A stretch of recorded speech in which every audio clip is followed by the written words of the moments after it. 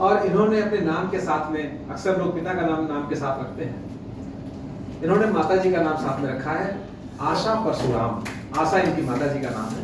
तो एक बहुत ही अच्छी परंपरा का आपने श्री गणेश किया है, शुरुआत की है। आपका स्वागत करता हूँ। कुछ पंक्तियां आपके लिए राजेंद्र तिवारी जी की कुछ याद आ रही है कि बिना लफ्जों का खत तुमने पढ़ा क्या, बिना लफ्जों का खत तुमने पढ़ा क्या, मोहब्बत से कभी पाला पड़ा क्या, मोहब्बत से कभी पाला पड़ा क्या, और कलम की बात है कद है कलम का, कलम वालों में फिर छोटा बड़ा क्या,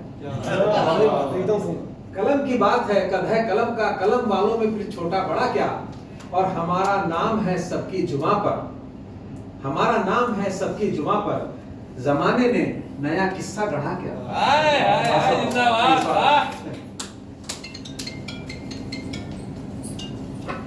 आप सबको प्रणाम। छवि दादा तो चले गए, उन्होंने नारियों के ऊपर बहुत ही सुंदर गीत पढ़ा।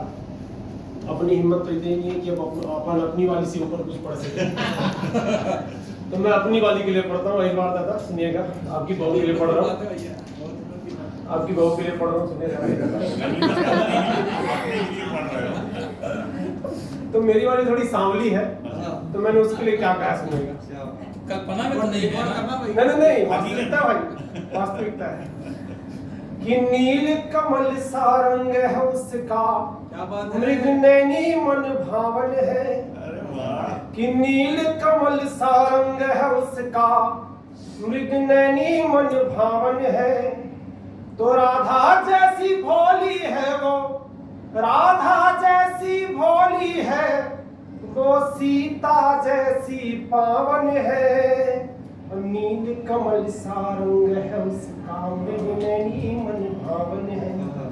तो मेरी वाली का चरित्र चित्रण सुनिएगा। अब तक हमने अनुप्रास अलंकार के उदाहरण में दिनकर साहब को पढ़ा, नई कला नूतन रचनाएं, गुप्त जी को पढ़ा और पंत जी को पढ़ा, पावस ऋतुधि पर्वत प्रदेश। हो सकता है मेरे सांसों के रहते या मेरे सांसों के जाने के बाद अनुप्रास अलंकार के उदाहरण में मेरी ये दो पंक्तियां पढ़ी जाए, तब कहता हूं कि निष्कलंक निष्पाप निराली नाजुक नव्य प्रसून कली, निष्कलंक निष्पाप निराली नाजुक नव्य प्रसून कली, मीठी मीठी उसकी बोली सुभग संस्कारों में ढली, प्रेम मुझी से करती है पर कभी नहीं जतलाती है, अगर मैं उसको छूना चाहूं शर्माती सकुचाती है, तो उंगली में चुनरी लपेटती, लड़कियां जब शर्माती है संकोच करती तो दो हरकतें जरूर करती, कि उंगली में चुनरी लपेटती,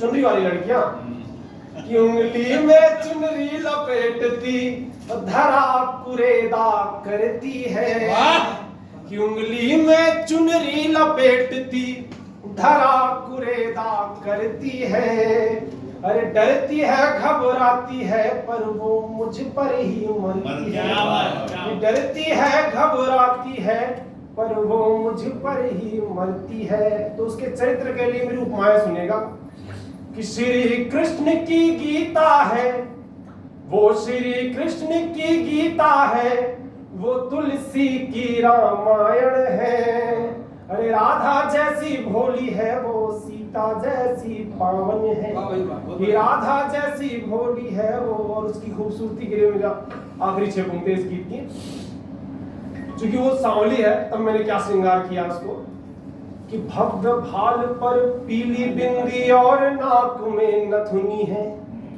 कानों में कनफूल कनक के सुंदर अलके जतनी है, भव्य भाल पर पीली बिंदी और नाक में नथुनी है, कानों में कनफूल कनक के सुंदर अलके जतनी है, उसके नीले नीले अंगों में पीतांबर खिलता है, उसके नीले नीले अंगों में पीतांबर खिलता है, रमलताशिया कहूँ कूदनी समझ नहीं कुछ पड़ता है, तो नख से लेकर शिखा तलक, नख से लेकर शिखा तलक वो एक बेजोड़ बनावट है, नख से लेकर शिखा तलक वो एक बेजोड़ बनावट है, अरे ब्रह्मा की अद्भुत रचना है, मेरी सनम कयामत है। ब्रह्मा की अद्भुत रचना है, मेरी सनम कयामत है।